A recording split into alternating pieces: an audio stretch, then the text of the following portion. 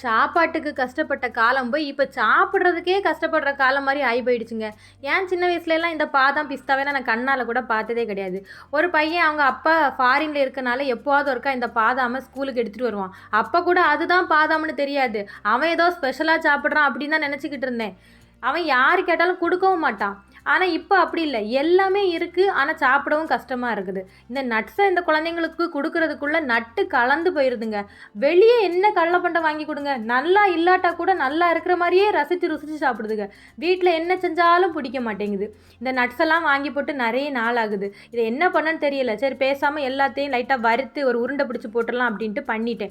இதுல எக்ஸ்ட்ராவா எள்ளு சேர்த்தேன். ஏன்னா இளைத்தவனுக்கு எள்ளு, கொழுத்தவனுக்கு கொள்ளுன்னு சொல்லுவாங்க. எங்க வீட்ல என்ன தவிர்த்து மீதி எல்லாருமே இளைச்சு போய் தான் இருக்காங்க. இனிப்புக்கு டேட்ஸும், ஹனியும் தான் சேர்த்துருக்கிறேன். கூடவே கொஞ்சம் டார்க் சாக்லேட்டே மெல்ட் பண்ணி ஊத்தியிருக்கேன். நீங்க 90s கிட்ஸா இருந்தீங்கன்னா, நீங்க சின்ன வயசுல பாதாம், பிஸ்தா சாப்பிட்டுருக்கீங்களான்னு கமெண்ட் பண்ணுங்க.